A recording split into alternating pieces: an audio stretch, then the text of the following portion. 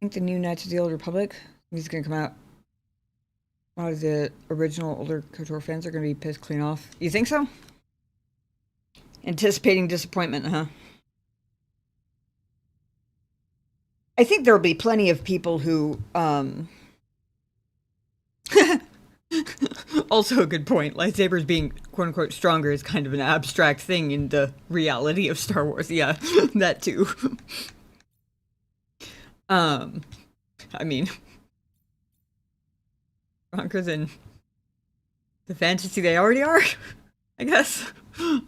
Um, I'm sure there will be plenty of people who find stuff to be pissed off about with KOTOR just because it's not the original KOTOR.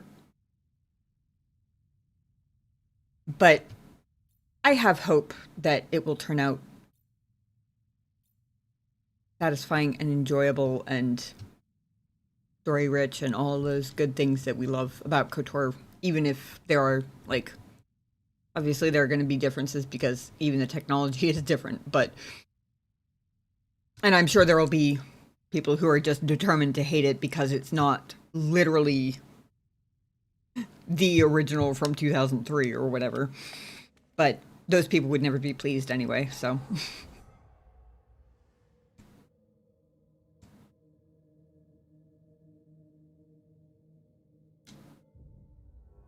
I'm kind of wishing I had spent skill points a little bit earlier on lightsaber range.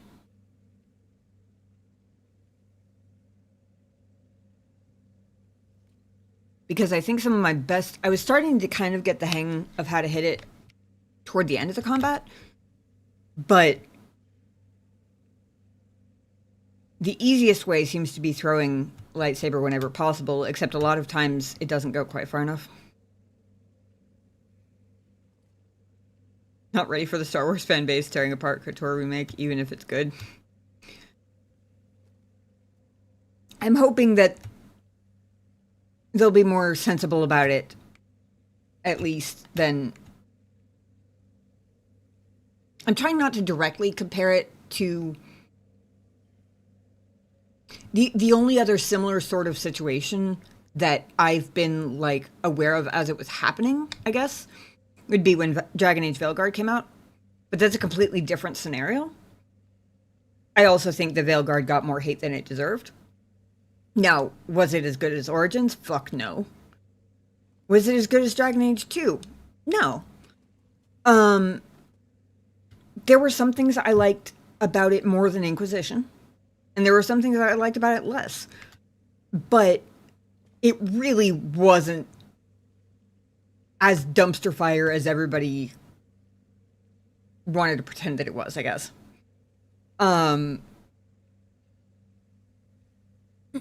Star Wars fans are never sensible. I mean, that's fair. I feel like the stronger or more devoted, I guess, a fan base is, the less reasonable they're likely to be, but Sun says I can't really bring myself to hate any video game. See a lot of that, though, long before Veilguard, unfortunately. Yeah, I'm kind of the same way. Like, I don't know whether it's because my standards are just really low, or whether I only feel like my standards are low because the loudest voices online are the haters who would never have been satisfied anyway. It's probably somewhere in the middle, to be honest. But I'm kind of the same way. It's like, there may be things that I like or really don't like about any given game, but I've never played a game that is pure hate. Like, even games that I wouldn't ever pick up on my own to play. Like, here's an example. Way back in, like, 2012, I guess it would have been. I played a little bit of Halo 3 with the guy I was dating at the time. I would never pick up a Halo game on my own. I don't really enjoy those types of games. They just aren't for me. But even as I was playing it, I didn't hate it because there was still the fun part of playing with somebody, you know, and that was the fun. So even though the whole design of like the type of game that it is doesn't appeal to me, it's still there was still something to enjoy about it, even if it happened to be the I can play with friend um aspect, you know? Hey, how's it going? Good to see ya. Seeing your name pop up in chat always reminds me that I need to look at YouTube comments at some point. I appreciate all of the comments you leave on stuff. I really do. Don't get me wrong. I love it. But it always reminds me because I have a tendency to forget to check sometimes.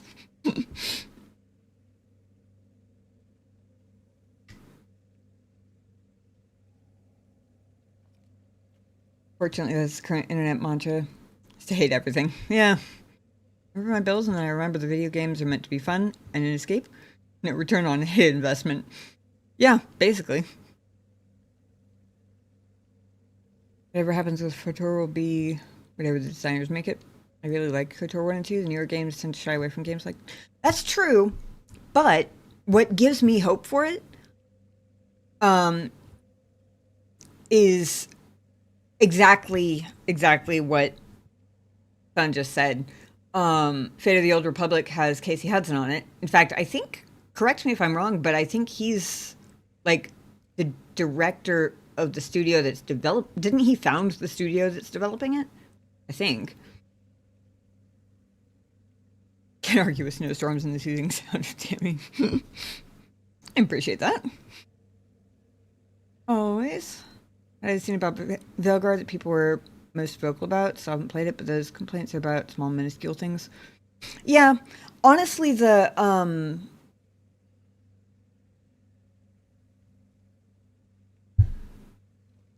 companion relationships didn't feel quite as multi-layered. Don't get me wrong, there was still some depth to them. Like, they were still, like, you still felt like you were getting to know people. But it wasn't quite as loaded with nuance, if that makes sense. But it was still enjoyable, is the thing. Like, this time I think they're going to leave out certain things, like the shields. This energy shield, or prime prototype, etc. I think Casey did find the new studio. They approach it like BG3 relative to BG1 versus... I haven't played BG1, but I have played quite a bit of BG3 and loved the hell out of it. So I wholeheartedly agree, even without the reference point.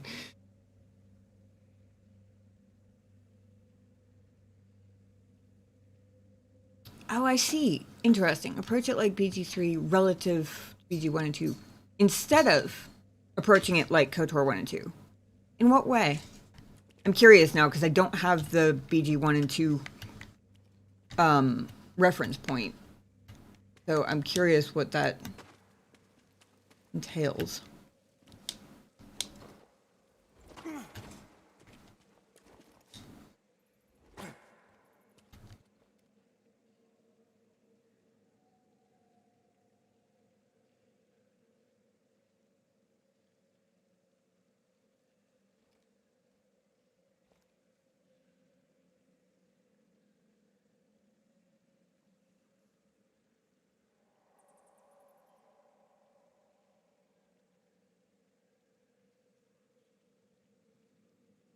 Whoops, forgot to unmute. I had to turn it off before it accidentally finds itself running into the fireplace and starts clattering like crazy.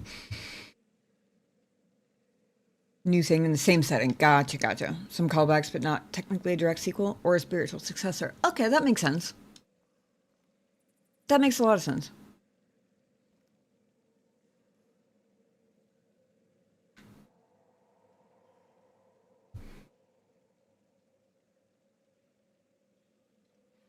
In my opinion, the non-binary debacle could have been addressed better. What's an actual term rather than just saying non-binary? You mean come up with like a Dragon Age universe term? That would have been interesting. Like some sort of Elvish lore term or something would have been kind of cool. I think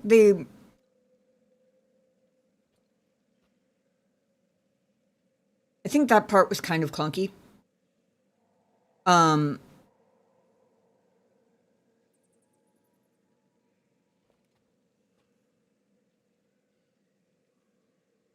it doesn't bother me that they tried, and I thought it was interesting. Especially because actually Tasha's mom there's a Kunari term for it. I don't remember what it is. But Tasha's mom uses a term for something like that in Kunari. Um,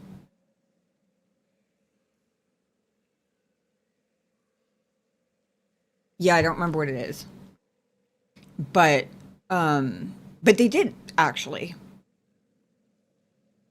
It took me a second to remember that part, but I don't think it was quite as it wasn't when I played through it, it wasn't as like eye rolly over the top as a lot of people were making it out to be. In my opinion anyway.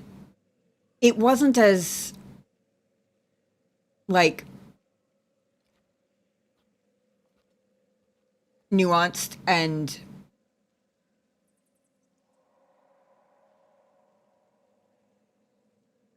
like you didn't really have time to they didn't really have time to make it. I mean, maybe they had time in terms of development, but in terms of like the amount of game that it took up, there wasn't really time to like handle it less bluntly, I guess. It did feel a little bit clunky in terms of that. Um but I don't think it was quite as like the dialogue that went along with it wasn't unreasonable. It just wasn't subtle, if that makes sense. It was very like straight to the point. This is the conflict. This is the plot. This is the like climax of the conflict with her mother, and now the whole and okay, now we got to move on to the next companion. You know, it was more of that, I think, than their actual handling of it. I don't know if that makes sense, but in terms of like, it felt like they were trying to keep it to a certain length, and as a result, it ended up not being as much of a nuanced like exploration with Tosh as it felt like it could have potentially been, if that makes sense.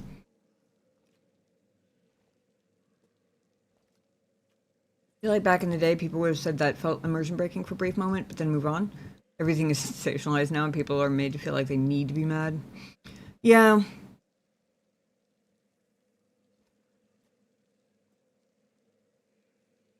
Or they're just like, either they buy into the sensationalization and just like take the sensationalized word for like how bad it was without even seeing it for themselves, or they go into it already having decided that it's going to be bad, and therefore they're looking for things to hate.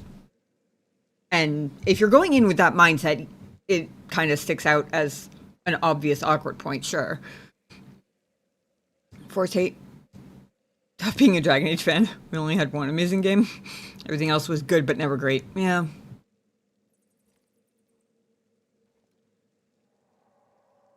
Can't wait till I see some actual gameplay before I judge it as a bad game. Yeah, I'm gonna wait till I play it, because even just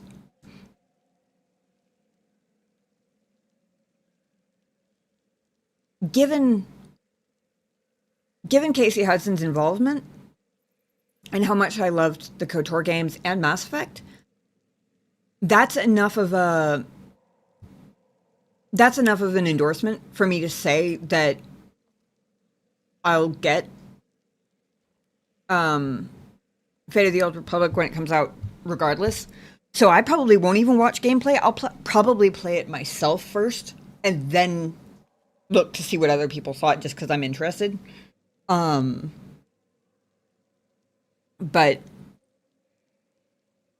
It's more enjoyable when you don't have a whole bunch of people's, like, hating swirling around in your head already.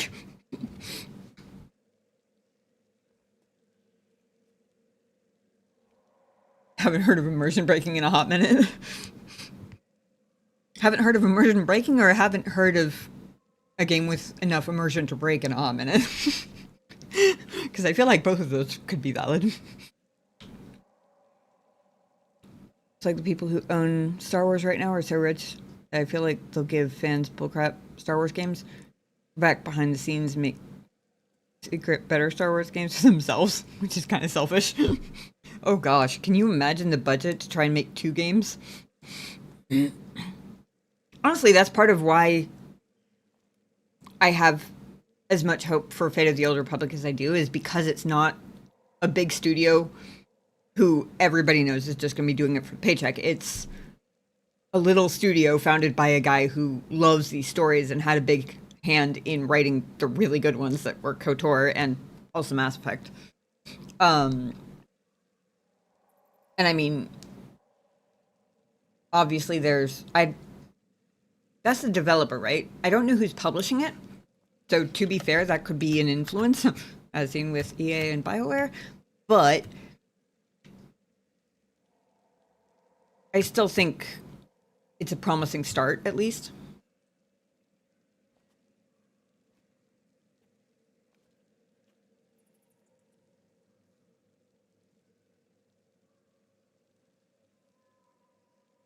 The non-binary part wasn't immersion breaking?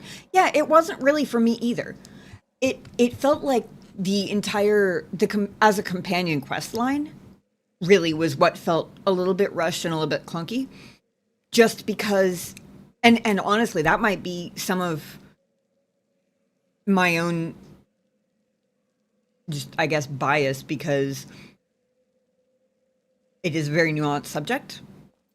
And I feel like it needed more like the kind of time that was spent on like Harding's questline. Kind of exploring the challenges that she was facing with her. I feel like a little more of that could have gone into Tasha's, and it would have been like 10 times better. I really do feel like it was just because it was rushed, not because it was like out of place, if that makes sense. Like it could have been anything and it would have felt a little bit rushed. To me anyway. And even then, like I said, it wasn't even that bad. It was just very fast.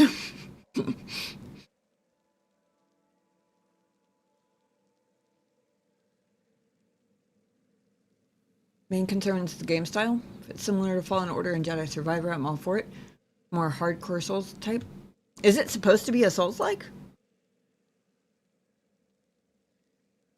My impression was that it was supposed to be like more pure RPG, like KOTOR. Have they said? Okay with Star Wars Battlefront 2? Left out so many powerful Jedi in Star Wars Battlefront 2.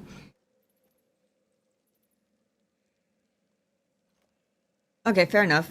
Action RPG is a bit vague. But, if I'm not mistaken, like, Inquisition and Mass Effect and Veilguard were all action RPGs too, right? Possibly Dragon Age 2? Basically anything that wasn't turn-based is, right? Or as far as those go.